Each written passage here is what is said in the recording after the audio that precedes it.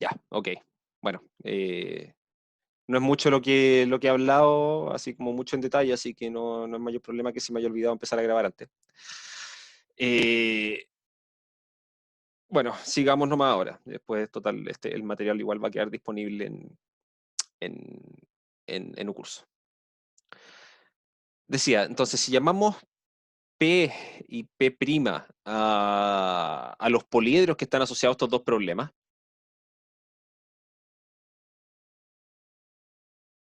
a los poliedros asociados, tendremos la siguiente relación.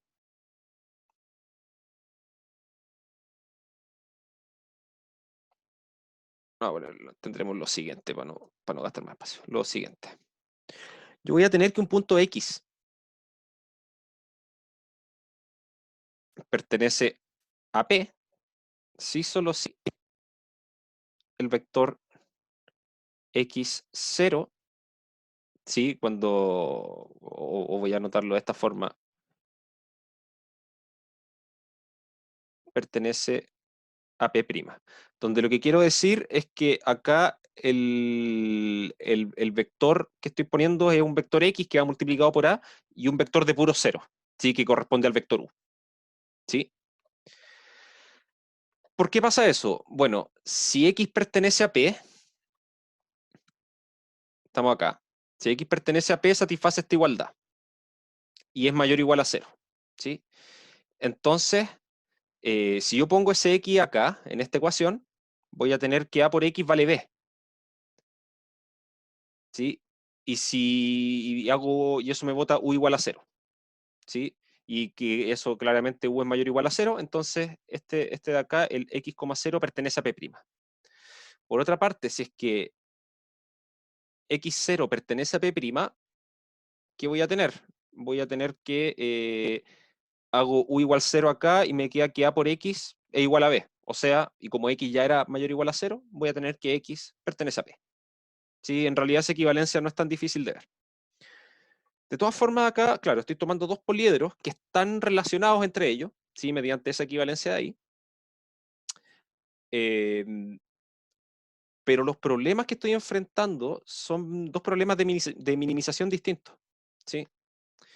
Pero fíjense en lo siguiente, porque este mínimo va a ser algún número real, ¿sí? Si ese número real es mayor que cero, ¿sí? El valor mínimo que alcanza esta suma, si eso es mayor que cero, significa que alguna coordenada de U sub i necesariamente es positiva, es estrictamente positiva, ¿sí? Eso va a significar que en el mejor de los casos llegué a un punto acá que tiene algunas coordenadas X y valores U acá, valores de U, que alguno va a ser positivo. Eso significa que el X que me queda no pertenece a P, ¿sí?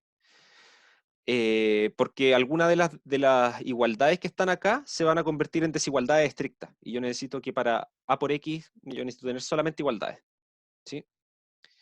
Entonces, si yo logro yo logro determinar que la solución de este problema, del problema P', es un vector X y que sus coordenadas, o sea, sus componentes U acá son todas cero, entonces el X que está asociado a la solución es un punto extremo del otro poliedro, necesariamente, ¿sí? Entonces, la fase 1 del algoritmo simplex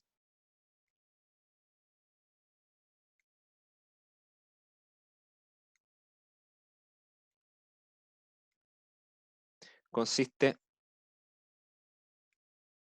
en resolver eh, el problema P', en el cual resolver P' usando la fase 2.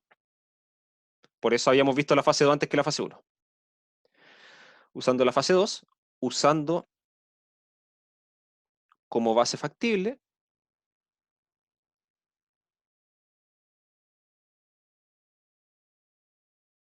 las columnas asociadas a la matriz, perdón, al vector U, o las columnas asociadas a las variables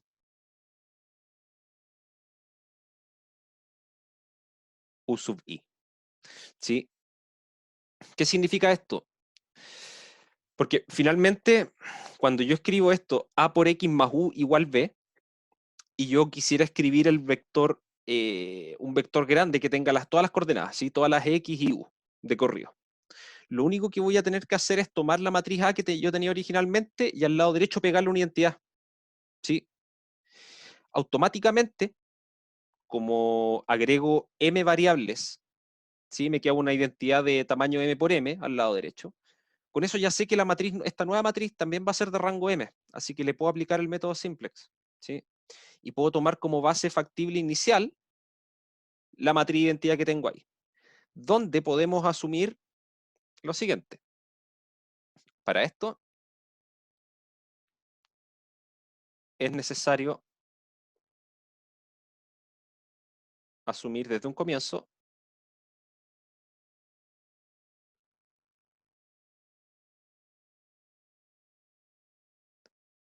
que el lado derecho es siempre mayor o igual a 0. ¿Sí? Ahora, esto de acá pareciera ser una restricción, ¿sí? Y que esto nos podría quitar algunos problemas como candidato a poder aplicarle este método. Pero eso no es así, porque resulta que como yo estoy trabajando aquí con sistema de igualdades, ¿sí? Si alguno de las componentes del vector del lado derecho, del vector B, fuese negativa, bueno, multiplico esa igualdad por -1 y dejo al lado derecho un número positivo. Sí, y eso no me cambia en nada. Así que, sin perder generalidad, siempre puedo asumir que el lado derecho son puros números positivos. Con eso voy a poder armar un, eh, un cuadro simplex que va a verse como sigue. Con esto, modo lápiz, ahí está. Con esto podremos construir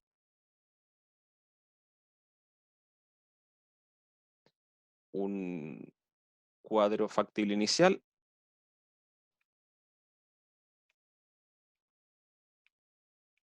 que se va a ver de la siguiente manera.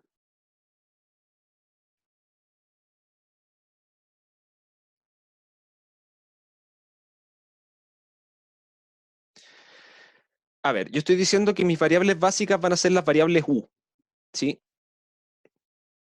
Entonces, las columnas que van a estar debajo de ellas me van a formar la matriz B, y esta matriz B va a ser la matriz de identidad. Mi matriz N, en este caso, en esta matriz grande que armé ahora, mi matriz N va a ser todo el resto de las columnas, o sea, va a ser la matriz A que tenía originalmente, ¿sí? Entonces, ¿cómo se va a ver esto? Voy a anotarlo de esta forma. Aquí voy a tener mis variables básicas, ¿sí? Que van a ser las variables, las columnas que están asociadas a las variables U, nuevas que introduje en el problema. Y según el cuadro de un simplex, bueno, ahora lo estoy anotando al revés que bueno, con estas cosas intercambiadas, pero da lo mismo, porque después al final las columnas de estas cosas están todas desordenadas, ¿sí? Eh, en esta otra parte, en el resto, aquí, en la descripción general de un simplex, como había anotado más arriba, va B a la -1 por N, ¿sí? En este caso, B a la -1 es la matriz de identidad también, ¿sí? Es la inversa de la matriz de identidad que estamos ocupando como la matriz B. Y la matriz N es el resto, es la matriz A que teníamos originalmente, ¿sí? Entonces aquí nos va a quedar A. Aquí al lado derecho, y aquí se van a dar cuenta porque es importante que B sea mayor o igual a 0, tiene que ir acá la inversa de la matriz B por el vector del lado derecho, ¿sí? Y para que el cuadro sea factible, yo necesito que los elementos que están acá siempre sean mayor o iguales a 0, aquí a la derecha. Pero como les decía, mi matriz B a la -1 es la identidad también, ¿sí? Y la multiplico por el vector del lado derecho, que es el vector B, así que nos va a quedar simplemente el vector B acá. Y acá arriba tendríamos que poner los costos reducidos, ¿sí? Aquí por una parte van los costos reducidos, y aquí va ¿cómo se llama? El vector de multiplicadores del simplex por el lado derecho y eso con un menos, ¿sí? Ahora, necesito ver cuáles son los costos reducidos de este problema, ¿sí? Porque no lo hemos visto, pero tenemos una función específica para este problema, ¿sí? Una función a optimizar. Entonces, los costos reducidos son los costos reducidos que yo tengo, perdón, son los costos para los elementos no básicos, menos los costos para las variables básicas por b a la menos 1 por n, ¿sí? Aquí, los costos para las variables no básicas es un vector de puro cero, ¿sí? Porque mis variables no básicas son todas las variables x. Y si yo miro el problema que estoy acá calculando, las variables x no influyen en el problema, así que están multiplicadas todas por cero, ¿sí? De la misma forma, los costos de las variables básicas son unos. Es un 1 para cada variable. Entonces, un vector con solamente unos. Eso lo voy a denotar de esta forma. Lo voy a poner acá menos un vector de unos para las variables básicas. Traspuesto. Por b a la menos 1, nuevamente, que es la identidad, por n, que es la matriz. Entonces, esto nos va a dar simplemente este vectorcito que tiene solamente unos por A. Entonces eso es lo que va acá arriba. Va menos esa cosa. Y pi traspuesto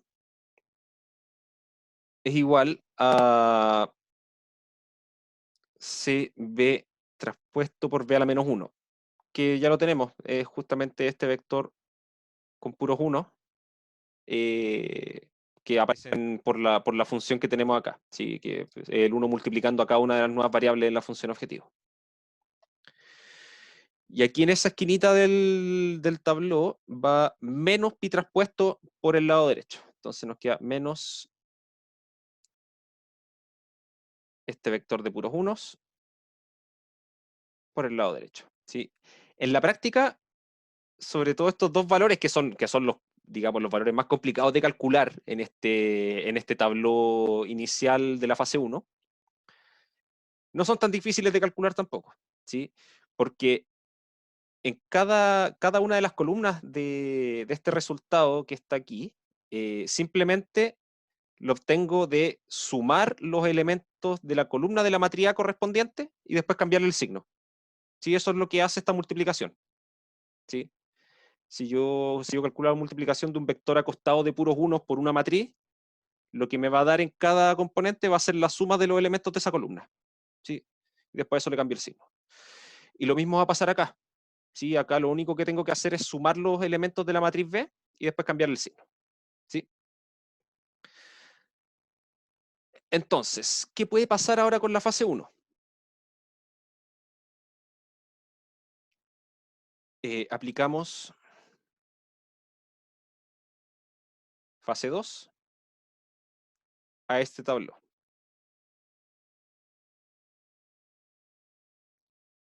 Y vamos a tener los siguientes casos. Eventualmente esto va a llegar a alguna solución. ¿Sí?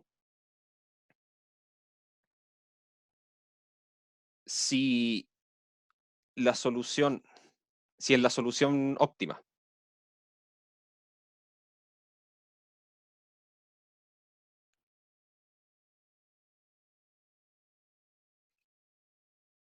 Todos los u sub i son iguales a 0. Entonces,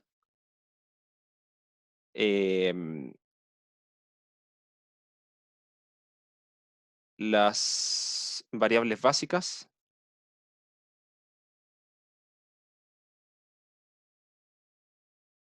obtenidas definen un punto extremo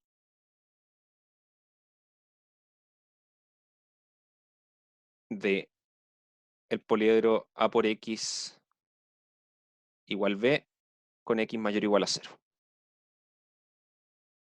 Si no, o sea, si forzosamente alguno de los U sub I es más grande que 0, el poliedro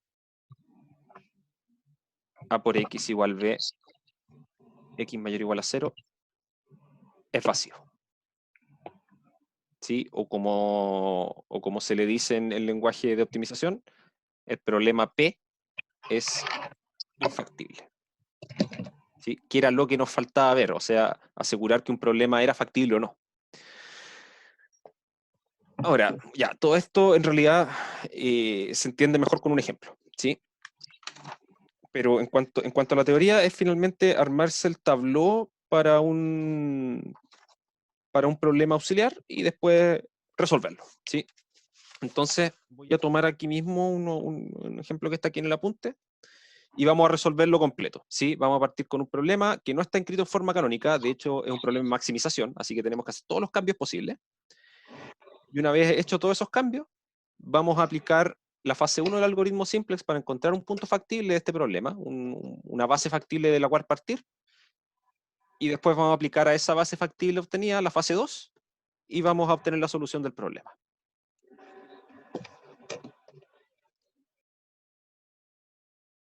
Entonces, ejemplo.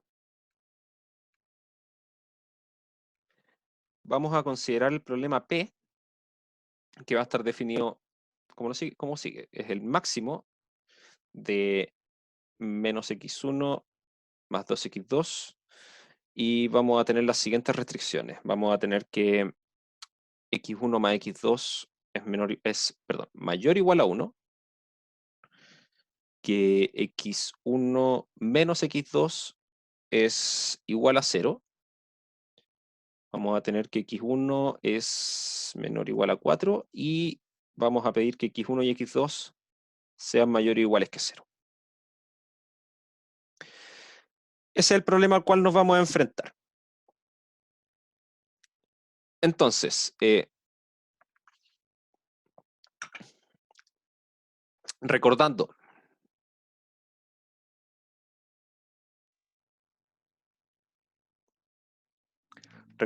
que el máximo de una función cualquiera es igual a menos el mínimo de menos la función,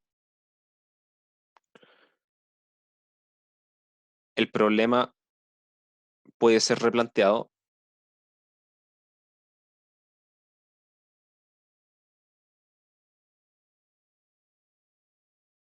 como,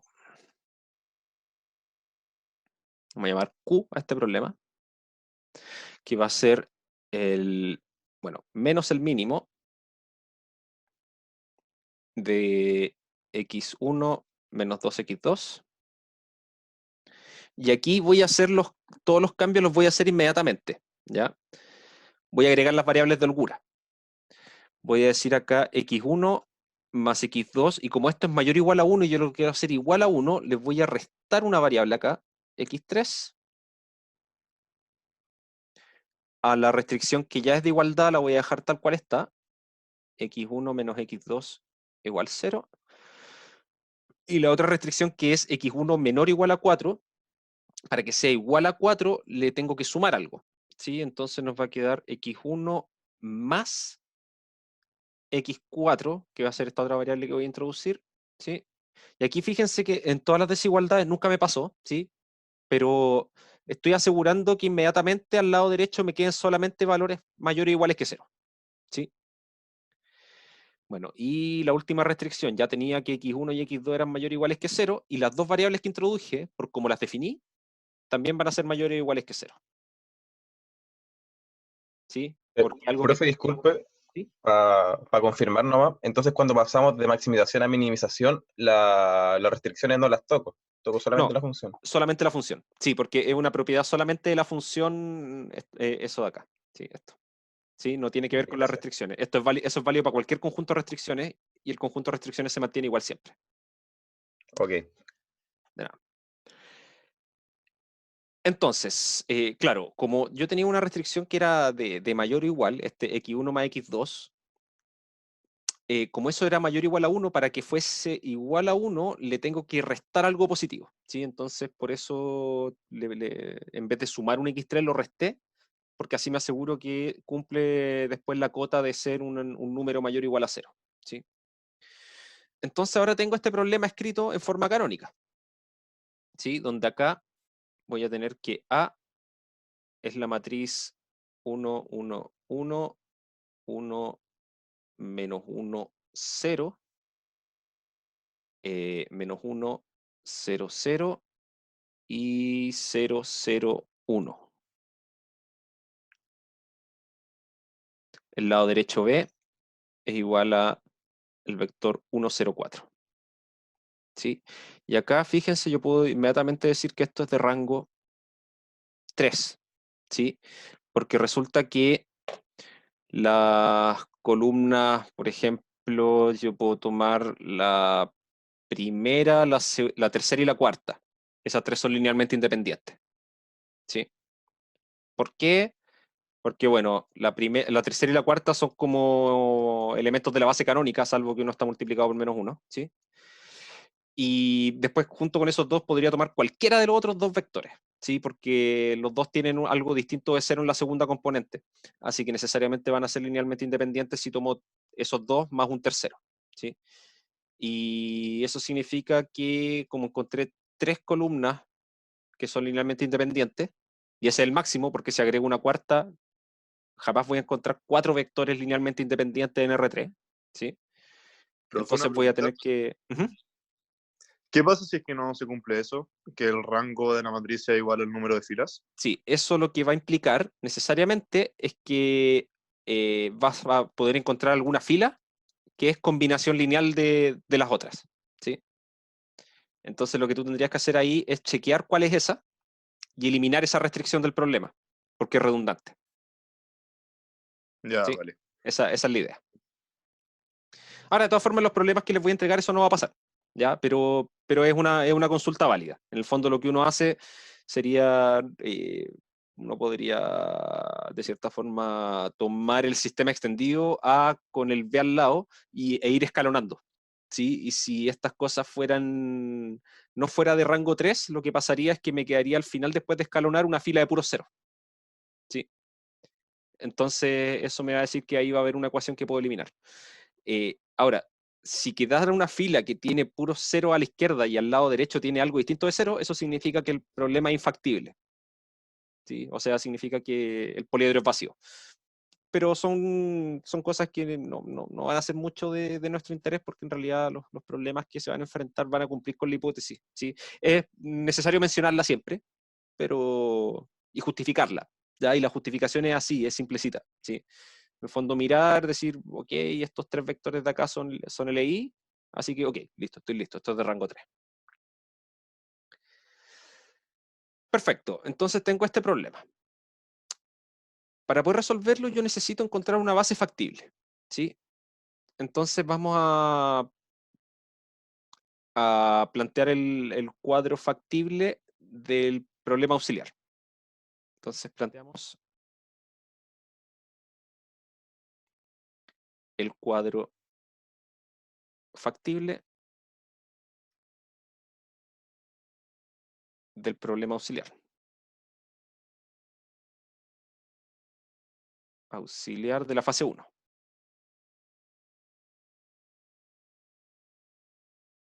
Ah, sí, disculpen, nunca les mencioné por qué es fácil encontrar una base factible para este problema, ¿sí?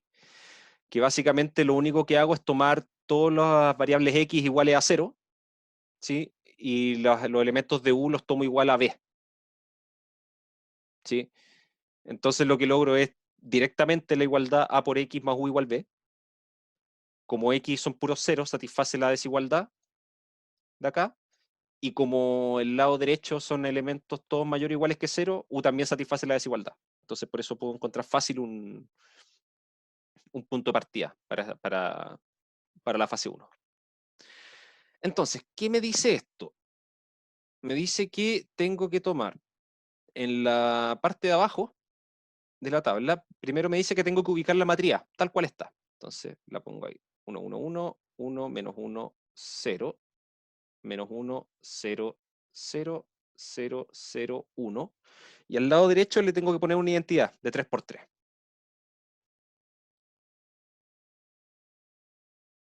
¿Sí? Ojo que acá al hacer esto no le cambio el rango a la matriz, ¿sí? Porque de todas formas igual esta matriz nueva, que es más grande, igual tiene 3 columnas linealmente independientes, de hecho las que aparecen ahí en la identidad. ¿Sí?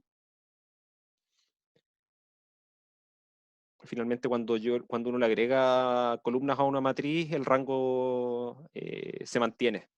¿Sí? Si es que es de rango máximo en este caso, el rango nunca va a disminuir, siempre va a aumentar. Pero como no puede aumentar más, se queda ahí.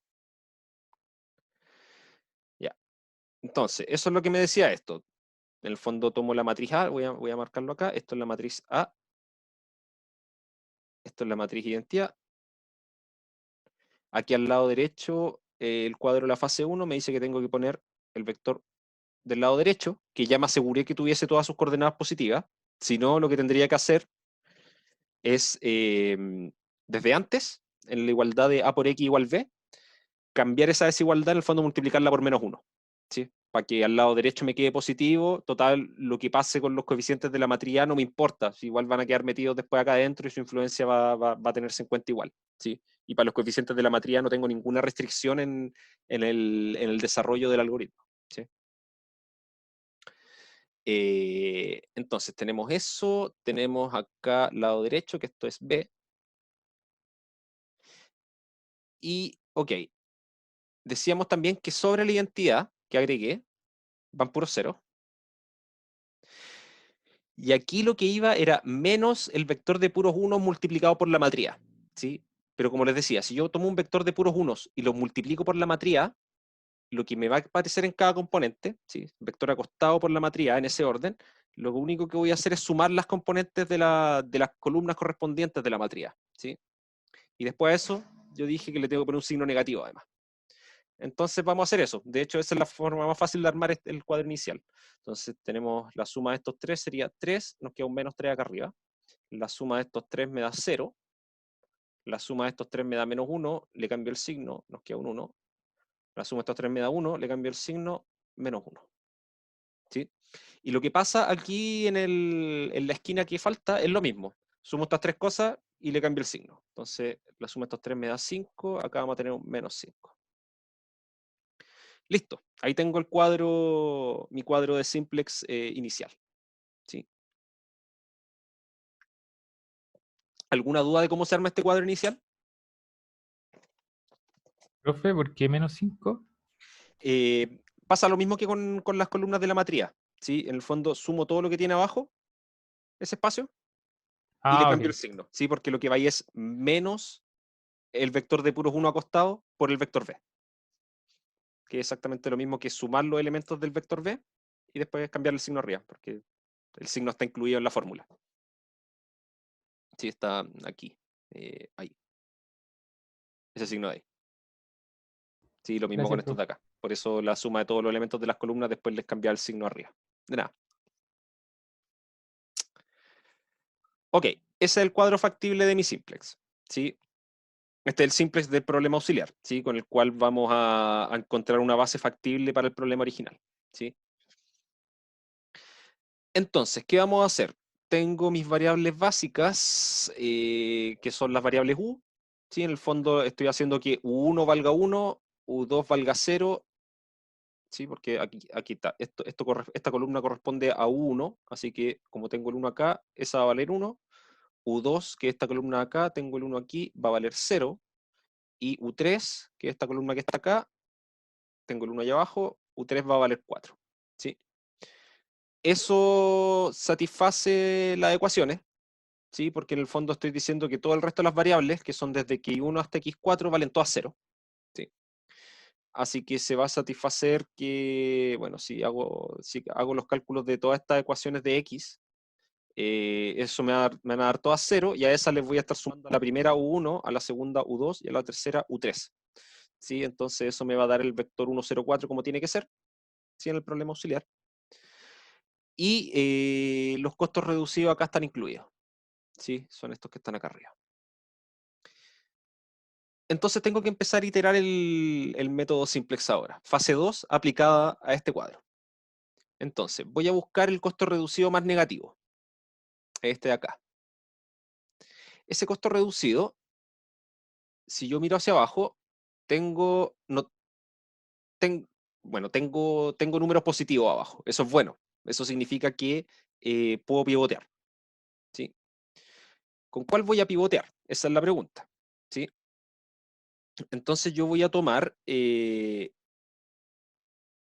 vamos a tomar... a ver, denme un segundito. Ya sí, estamos bien. Voy a tomar acá... Voy a calcular los cocientes. ¿Sí? Lo que hago en el fondo es dividir el lado derecho por el elemento correspondiente de la columna que estoy mirando. ¿Sí? Entonces acá nos va a quedar un 1. 1 dividido 1. Acá nos queda 0 dividido por 1. Y aquí nos va a quedar un 4 dividido por 1. Y de esos tres, miro cuál es el menor. Y en la intersección de donde está ese menor valor con la columna donde estoy trabajando, que vendría siendo este 1 de acá, ese va a ser el pivote. Y los recuerdos de Vietnam, pivoteemos. Voy a anotar esa fila, la que va a quedar tal cual, la voy a anotar inmediatamente. 0, 1, 0, 0. Y a ver, a la columna de abajo lo que tengo que hacer es restarle esa fila. Perdón, a la fila de abajo le tengo que restar esa fila. Entonces va a quedar 0, 1, 0, 1, 0, menos 1, 1, 4. ¿Sí? Para cambiar la segunda fila lo que tengo que hacer es también restarle la tercera. Entonces nos va a quedar un 0, 2. ¿Sí? En el tercero no sería -1, en la tercera, primera fila, tercera columna. ¿No debería haber un -1 ahí? Primera fila acá. ¿Sí? A No, ver. estamos tomando la segunda fila, ¿cierto? Sí, sí, lo estoy anotando medio desordenado. Esto de acá, esta de aquí, es la tercera fila de todo este cuadro. Esta de acá, donde estoy pivoteando. ¿Sí? Ya. -1, 0, 0, 0, 1, 0, 0. Esto Ya. vendría siendo el Ya, reemplazo de entiendo. la cuarta y ahora estoy reemplazando la segunda. Sí. Ok.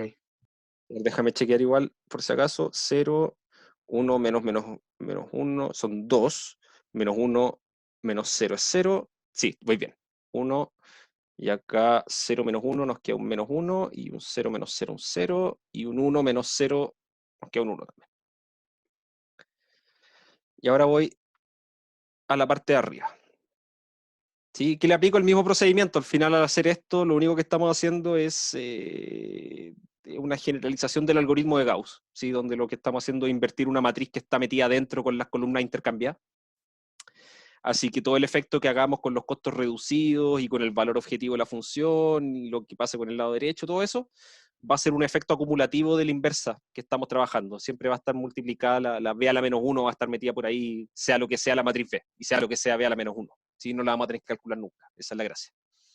Profe, Ujú. una consulta. Sí. Que tengo una duda al momento cuando pivoteamos. Por ejemplo, si yo quiero hacer 0, un término, tengo que usar la fila pivoteada y restársela a la fila que quiero hacer el 0 en este caso.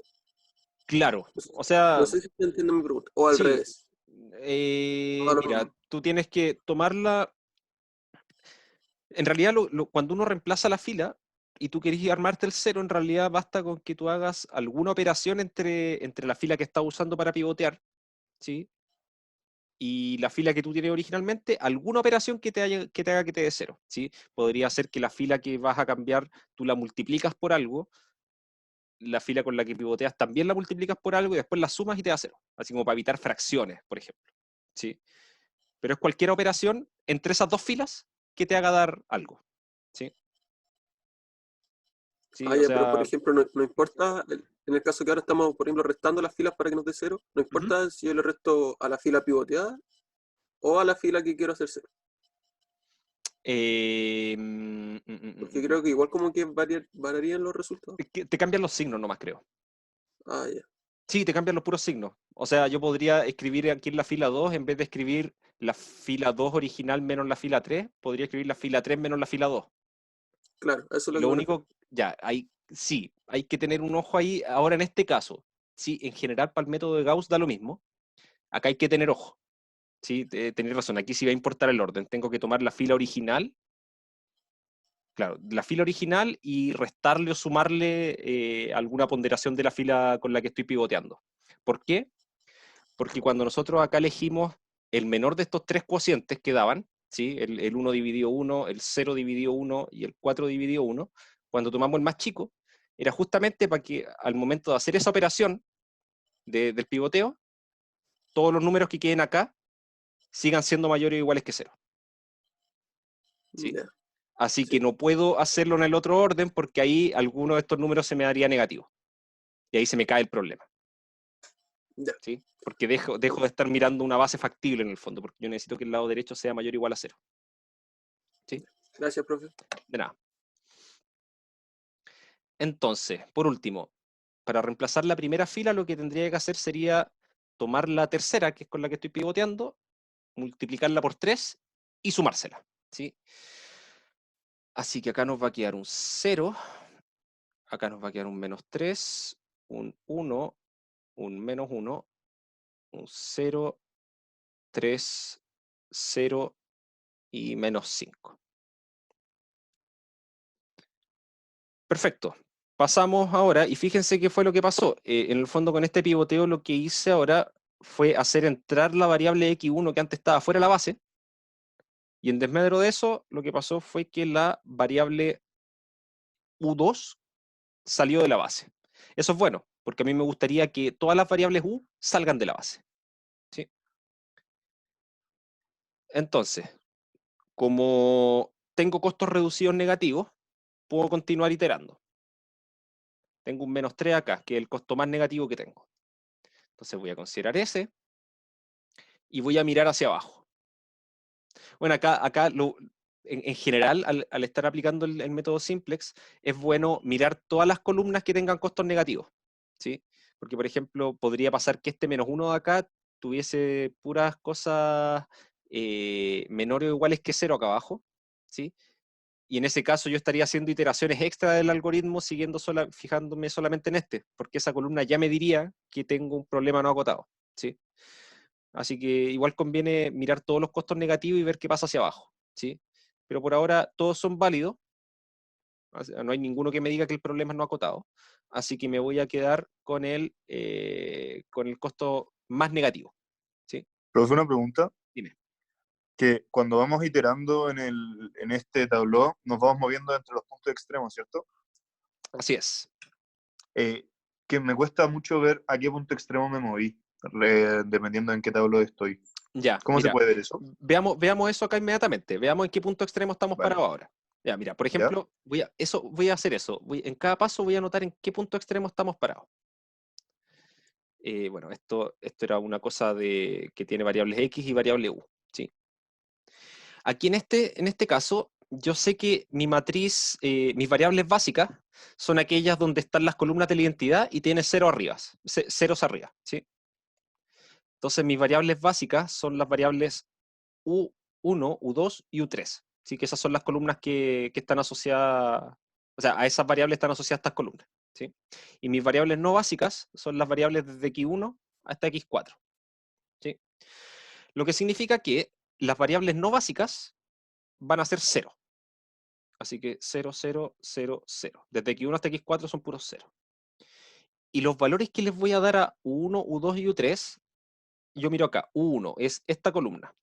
¿Sí? ¿Dónde está el 1? Aquí. ¿Qué hay en el lado derecho a esa altura? Hay un 1. Entonces el 1 va acá. Después la variable U2, que está asociada a esta columna. Miro dónde está el 1, está acá. ¿Qué hay al lado derecho? Un 0. Entonces pongo el 0 acá. Y de la misma forma, U3, que es esta columna de acá, tengo el 1 acá abajo, y a la derecha que hay un 4. Entonces en la primera etapa, en el cuadro original, estoy parado en ese punto extremo. ¿Sí? ¿Sí? Se puede verificar que es punto extremo porque en realidad lo que hice fue dividir esta matriz grande que está acá, la dividí en una matriz N, que termina siendo la que era la matriz A original, y una matriz B, que es una matriz de identidad. ¿Sí? Y lo que tengo aquí, los números que agregué acá, son los que me aparecen de hacer B a la menos 1 por el lado derecho. ¿Sí? Donde B a la menos 1 en este caso es la identidad también. ¿Sí? Entonces esto cumple el teorema de caracterización. A ver, en este otro caso, después ya saltamos a otro punto extremo. ¿En qué punto extremo estamos ahora? A ver, ahora mis variables no básicas son aquellas que no tienen las columnas de la identidad. ¿Sí? La única diferencia con antes es que antes la variable U2 era básica, ahora ya no lo es. ¿Sí? Porque ahora la variable X1 es básica.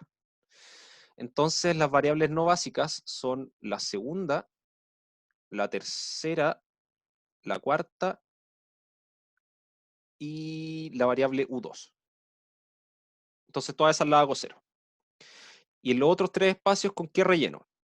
A ver, mi variable X1, esta que está acá, esta columna. ¿Dónde está el 1? Aquí. Miro hacia la derecha, ¿qué valor tiene que ir? Un 0. Entonces esto me dice que hay un 0 acá arriba. ¿Sí? Resulta que aquí pasó una cuestión bien curiosa que en realidad no nos movimos nada. ¿Sí? Y ahí les voy a decir por qué. Después voy aquí a la variable U1, que es esta columna de acá.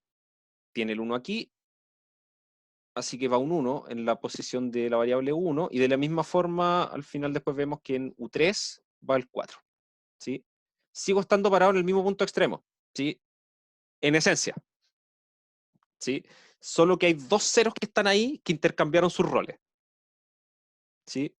Como que me moví pero no me moví. Es una cuestión media extraña, ¿sí? Como que se intercambiaron igual los roles de las variables, y eso pasó principalmente por esto de acá, ¿sí? Porque tenía un 0 al lado derecho en el problema, entonces como que en realidad no cambié nada. Si se fijan, no cambié el valor de la función objetivo tampoco, ¿sí? Pero todas esas cosas el mismo algoritmo después las va arreglando, ¿sí? ¿Sí? ¿Se entendió ahora un poco más cómo reconocer en qué punto extremo estamos parados? Bueno, yo creo que Sí, sí, en la perfecto. próxima incluso va a quedar más claro porque ahí va a cambiar. Mm. Profe, ¿y cómo cachó que el vector X era 0? Que eran puros ceros, porque ¿Sí?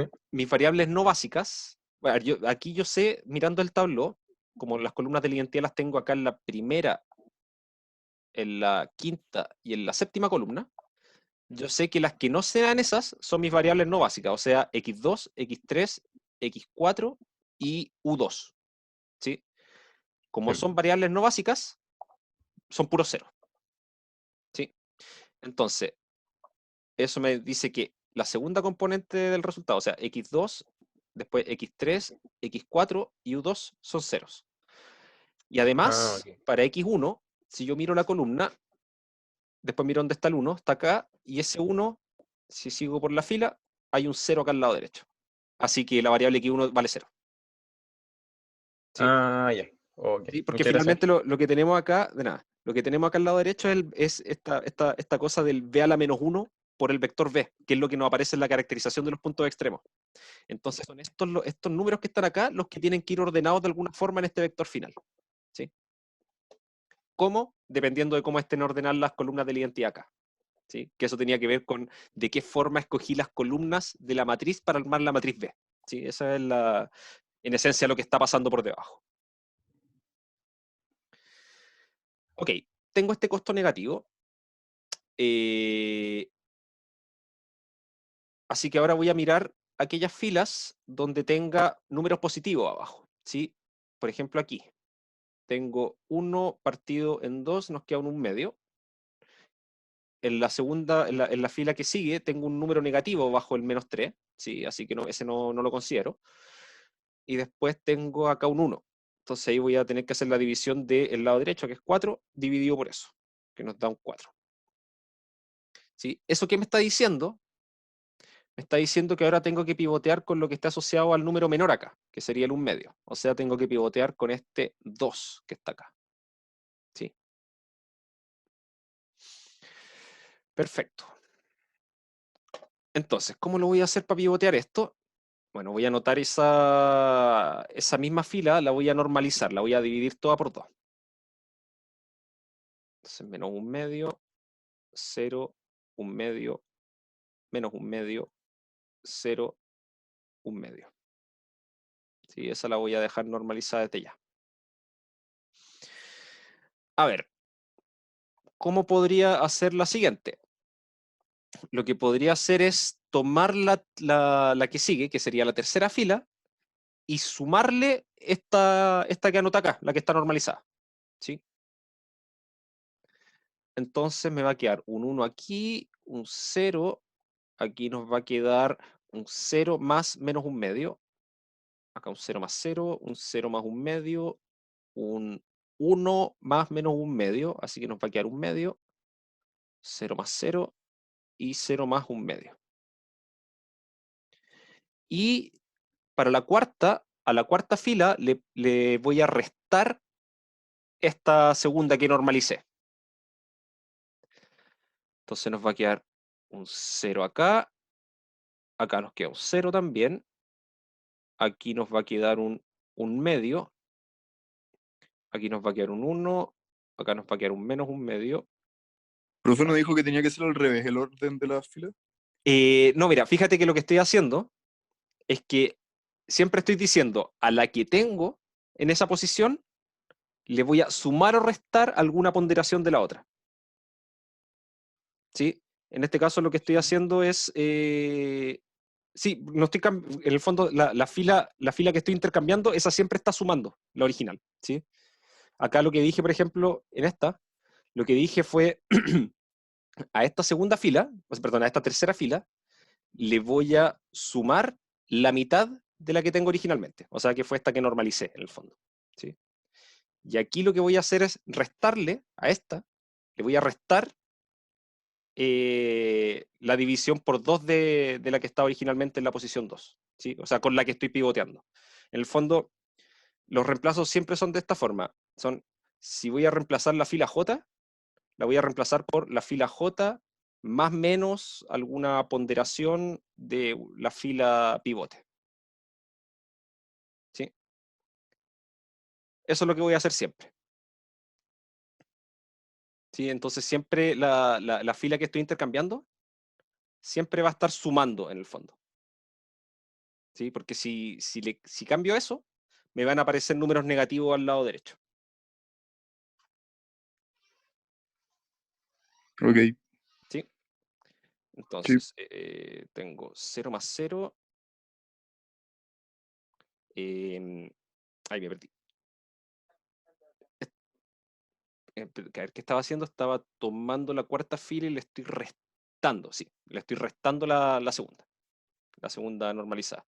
Entonces, acá tengo 0, menos, ya, 1/2, 1 menos 0, 0 menos 1/2, sí, y acá voy a tener un menos 1 más 1/2, entonces nos queda un menos 1/2, y acá nos va a quedar un 1 menos 0, y acá nos queda un 4 menos 1/2, así que nos queda, estos son 3/2. Ya, y para arriba, bueno, tendría que tomar esta que ya está normalizada, por ejemplo, multiplicarla por 3 y se la sumo a la de arriba. ¿Sí? Entonces, nos queda un 0 aquí, acá también nos va a quedar un 0 por lo que estoy haciendo, acá nos va a quedar un 1 menos 3/2. Creo que ¿Mm? 4 menos 1/2 es 7/2, creo. 4, sí, toda la razón, 7/2. Sí, 4 menos 1/2, sí, 7/2. Ya, y acá arriba lo que estaba haciendo es a la primera le estoy sumando 3 veces la de abajo. Entonces, yo decía acá que esto va a ser un 1 menos 3/2, así que nos queda un menos 1/2. Acá nos va a quedar un menos 1. Acá nos queda un 3/2. Después aquí nos va a quedar un 3 menos 3/2. Esos son 3/2. Acá nos queda un 0. Y un menos 5 más 3/2. Entonces son menos 10 más 3, menos 7/2. Sí. Ok, todavía seguimos acá. A ver, veamos. ¿Cómo nos va a quedar ahora? El punto extremo que estamos mirando ahora. Ahora ya las cosas cambiaron harto los números, de hecho. ¿Cuáles son mis variables básicas en este momento? En la etapa anterior, mis variables básicas eran la primera, en el fondo eran X1, U1 y U3. ¿Sí? Ahora cambié U1, la cambié por X2. ¿Sí? Que fue donde estaba pivoteando en el fondo. ¿Sí? Entonces mis variables básicas ahora son X1, X2 y U3. ¿Sí? Ahora, ¿en qué orden van estas cosas? A ver, si quiero ver qué va en X1, por ejemplo, me paro en esa columna, busco dónde está el 1, me voy hacia la derecha. Entonces en X1 va un medio. X2, me paro en la columna, busco dónde está el 1, me voy hacia la derecha, un medio.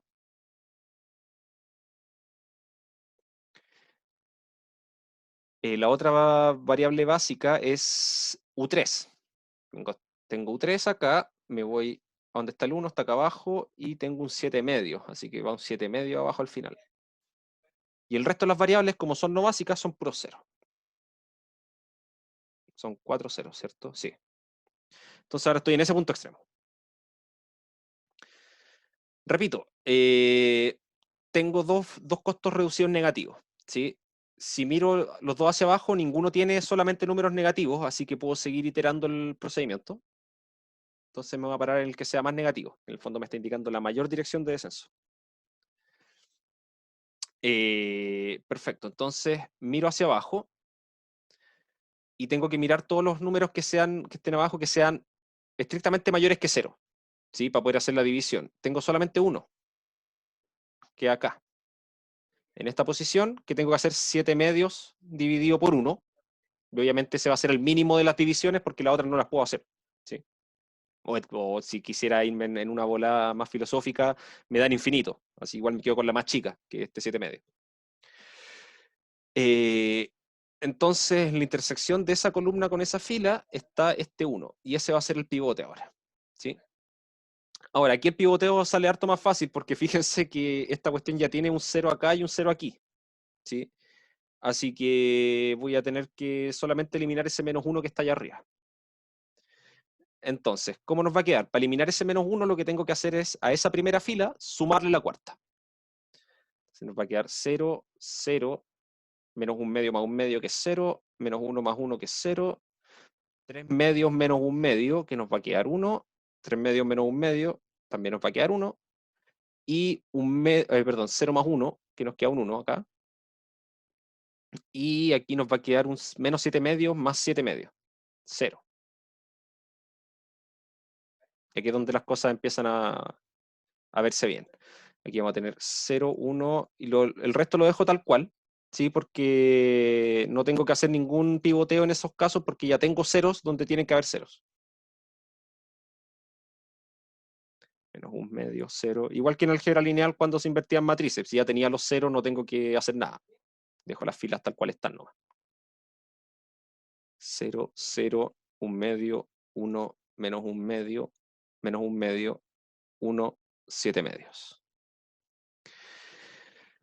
Y fíjense lo que pasó acá. Llegamos a dos cosas interesantes. Fíjense que ninguna de las variables u es básica ahora, ¿sí? De hecho, las variables básicas son x1, x2 y x4, ¿sí? Tengo un 0 acá, y esto es menos el óptimo del problema auxiliar. O sea que el óptimo del problema auxiliar, el valor de la función objetivo en el óptimo, da 0. O sea que puedo encontrar un punto extremo, que va a ser el siguiente, lo voy a anotar acá al lado, tal que sus coordenadas u son todas 0. ¿Cómo lo armo? Bueno, yo sé que las variables no básicas, en este caso, son x3, u1, u2 y u3. O sea, todas esas valen 0. Entonces, la tercera y las 3u. Y en las otras 3, ¿qué valores tengo? Lo mismo de siempre. Tomo la columna, veo dónde está el 1, me voy a la derecha, tengo un 1 medio en la primera. Segunda columna, el 1 está acá, tengo un 1 medio. También, aquí, 1 medio. Y la variable x4, tomo la columna, tengo un 1 acá abajo, así que el 7 medios va ahí. Ese es el punto extremo en el que estamos ahora, pero este punto extremo, en realidad lo que verifica, y aquí es donde esto lo voy a escribir separado en dos partes, tengo el vector X, que es 1 medio, 0, 7 medios, y el vector U, que son puros 0. ¿Qué significa esto? Esto implica que el punto X igual a 1 medio, 0, 7 medios, pertenece al poliedro P, que es, le voy a poner el poliedro canónico del problema original.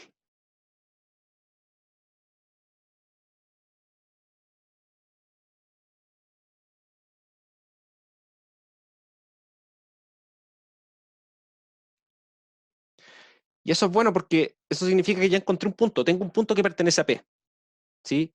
Y más que solamente ser un punto, es un punto extremo, ¿sí?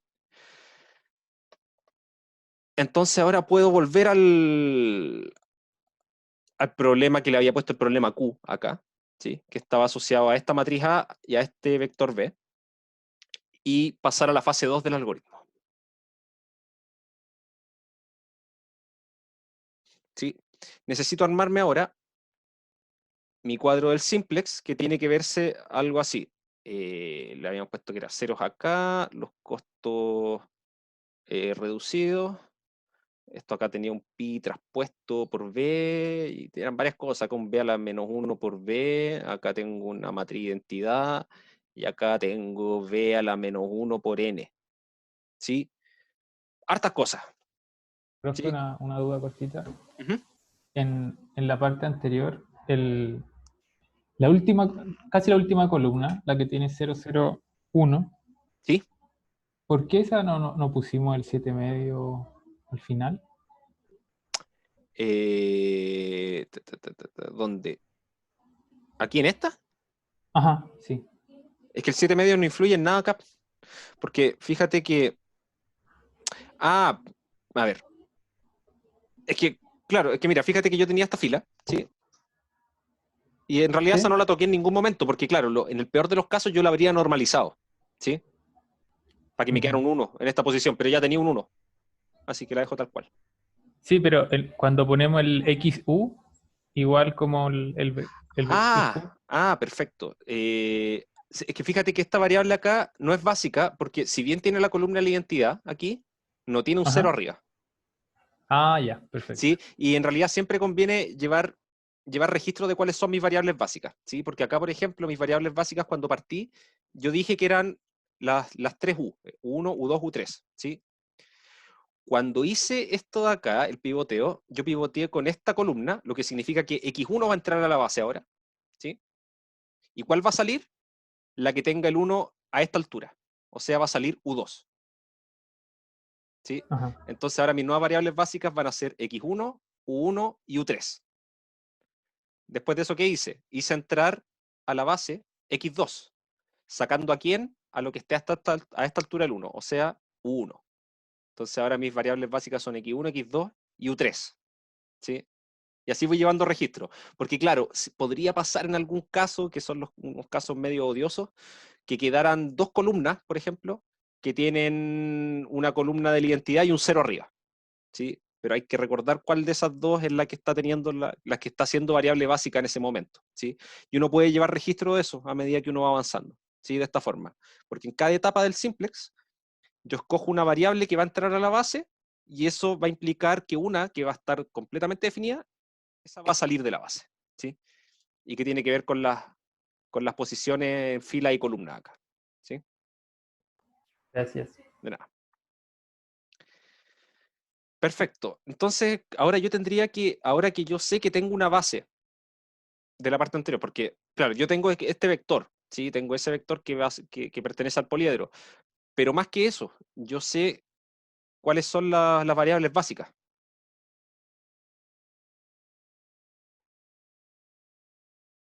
¿Sí? Y las voy a anotar en este orden, ojo, acá, porque esto va a ser importante. Van a ser X2, X1 y x4. ¿Sí? ¿Por qué la anoto en ese orden? Porque en ese orden es que me armo la matriz identidad ordenadita, ¿sí? La primera columna de la identidad está asociada a x2, la segunda está asociada a x1, y la tercera columna de la identidad está asociada a x4, ¿sí? Por eso la anoto en este orden.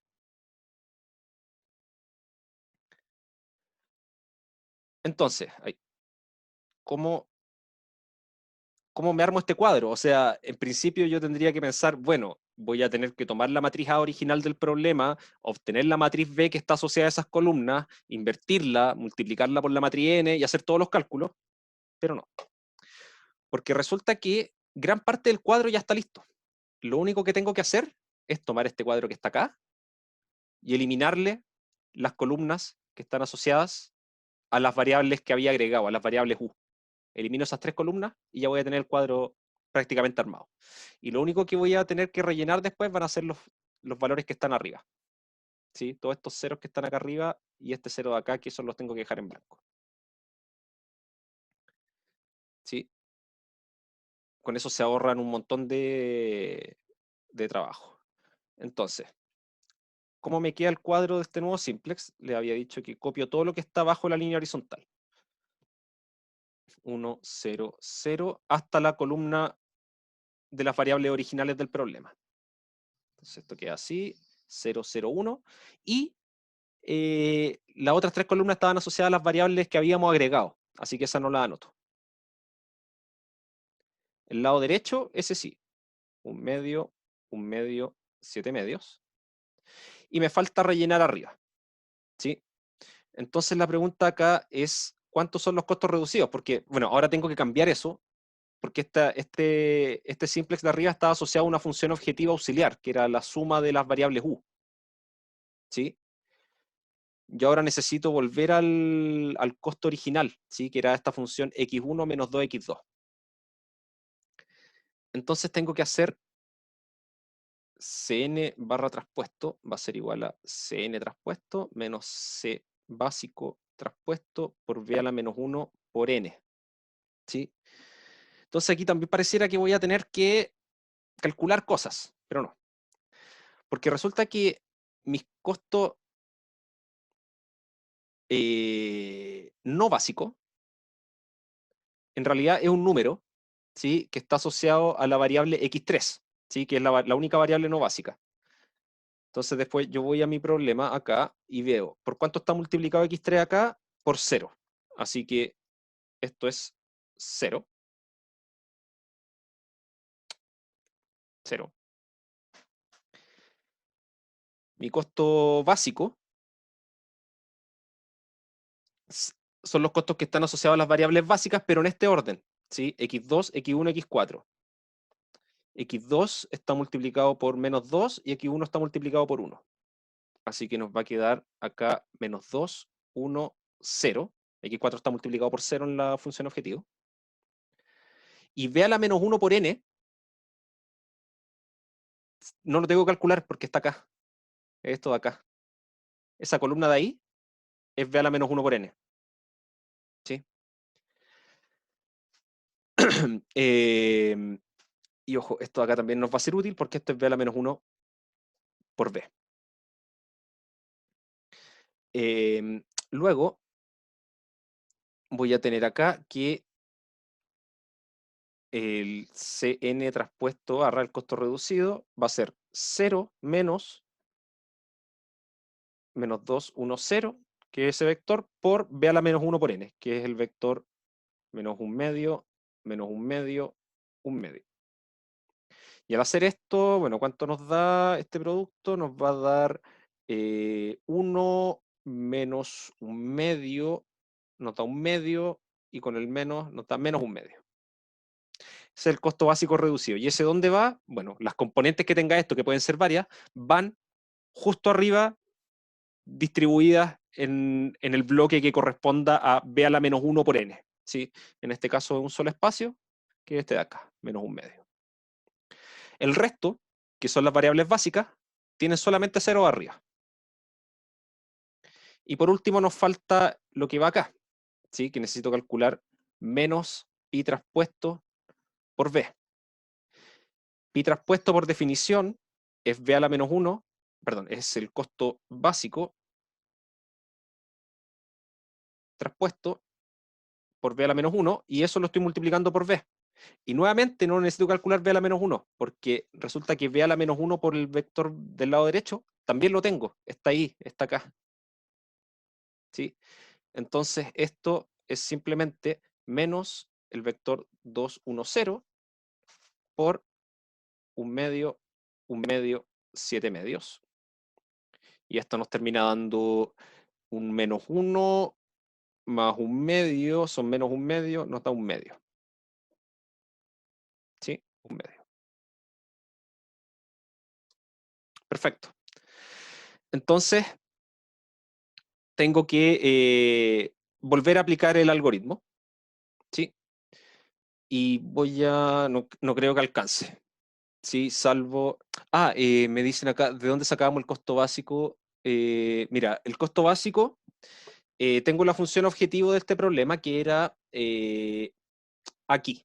Cuando en la forma en que replanteamos el problema como mínimo, era esta función, era 1 por x1 menos 2 por x2. ¿Sí? Yo sé que ahora que mis variables básicas son en este orden, x2, x1 y 4. Así que pongo los números que están multiplicando esas variables en esta función en ese orden. O sea, menos 2 que está multiplicando x2, el 1 que está multiplicando x1 y el 0 que está multiplicando al x4. ¿Sí? Que es el vector que puse acá. Ese, menos 2, 1, 0. ¿Sí? Ok, Profesor, dime. ¿por qué X2 va en primer lugar? Por el orden en que quedaron las columnas de la identidad acá.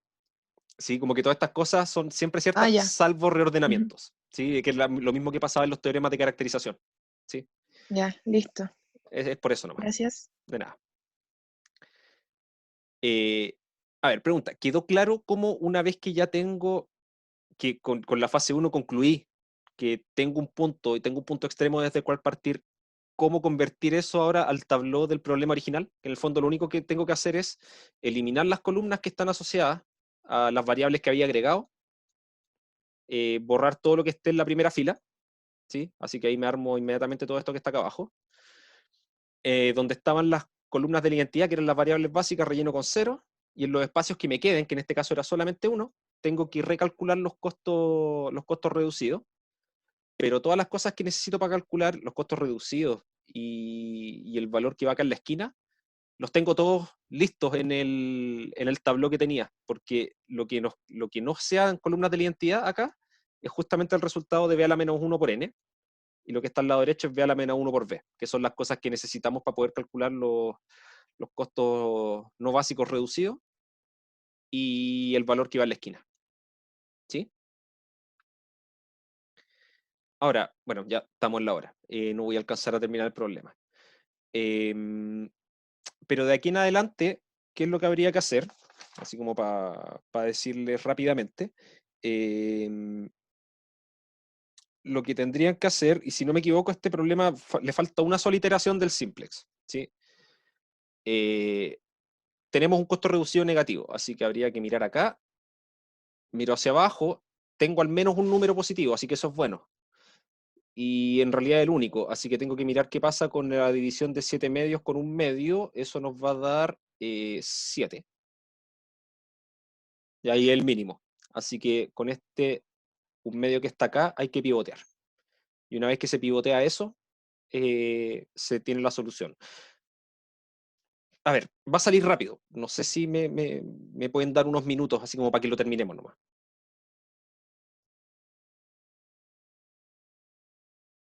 Yo puedo. ¿Sí? Si alguien Yo dice igual puedo. no, es no nomás, para no perjudicar a nadie. Igual va a quedar grabado. Sí, va a quedar grabado. Ya, no veo ningún no, así que vamos a echarle para adelante rapidito. Sí, porque este pivoteo sale muy rápido, porque fíjense que en esa columna hay puro menos un medio, entonces lo único que tengo que hacer es a cada fila sumarle la cuarta. ¿Sí? Entonces, la cuarta fila queda tal cual.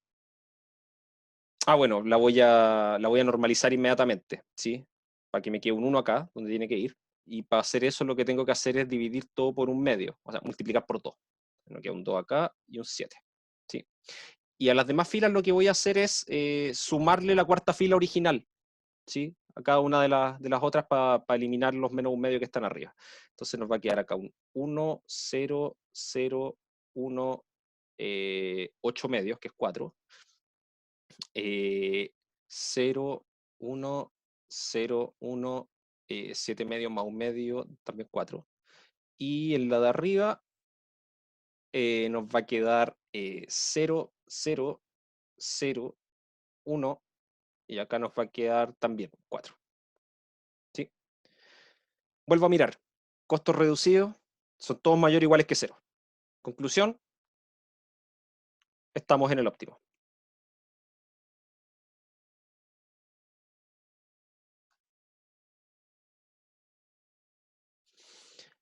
¿Cuál es el vector asociado?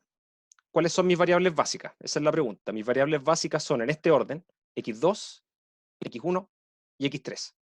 ¿Sí? Acá en el último paso lo que hicimos fue hacer básica x3 y como pivoteamos a esta altura, lo que perdimos como básica es x4. ¿Cuál es el vector asociado? X igual a, bueno, la variable no básica es la cuarta, así que esa es 0. Y las otras variables, x1 tiene el 4 de esta segunda posición, x2 tiene el 4 de la primera posición, y x3 tiene el 7, que está en la tercera posición. Luego, para el problema original, que acuérdense que era un máximo, y este lo va a poner con valor óptimo, valor óptimo igual a menos lo que está aquí, en esa esquina.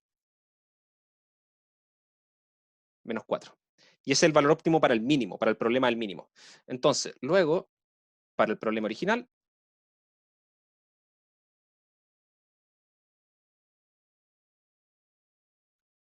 el máximo, y recuerden que el problema original constaba solamente de 2 variables, el máximo se alcanza. El problema original tenía solamente x1 y x2, o sea, tengo que tomar las variables x1 y x2 de este resultado. Se alcanza en x1 igual 4, x2 igual 4, y el valor óptimo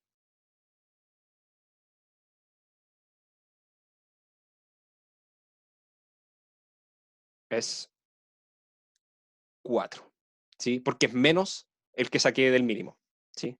Por la relación que hay entre convertir el problema de mínimo a máximo, o de máximo a mínimo, ¿sí?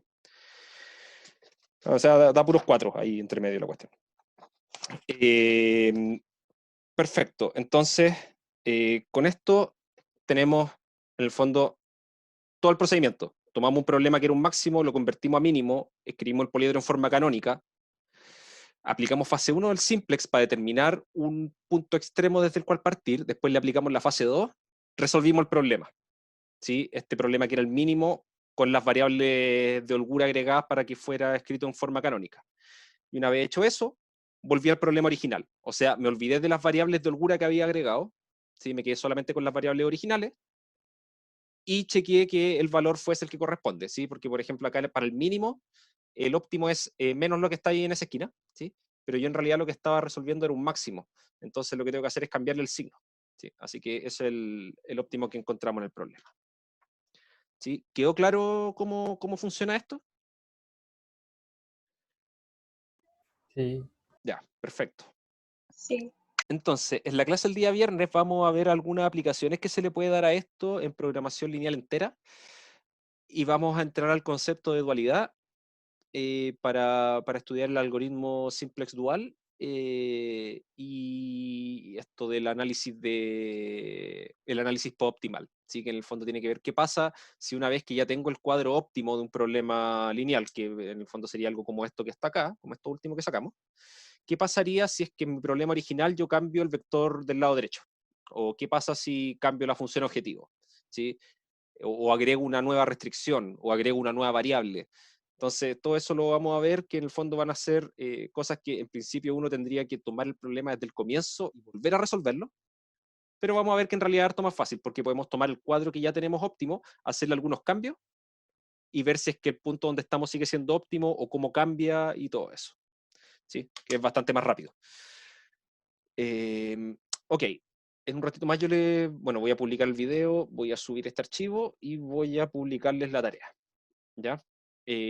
Obviamente, cualquier duda que tengan con la tarea, van escribiendo por el foro, está también el Discord, tienen disponibles las salas de chat de audio, por si quieren resolverse dudas entre ustedes, estudiar juntos. Yo no tengo ningún problema con que cooperen con las tareas, ¿sí? Que se ayuden, ¿sí? Traten de no copiarse, porfa. Sí, pero al menos yo no tengo problema con que vayan haciéndola en conjunto, mientras todos entiendan, mientras todos sepan resolver el problema al final, bacán, porque eso significa que van aprendiendo. ¿Sí?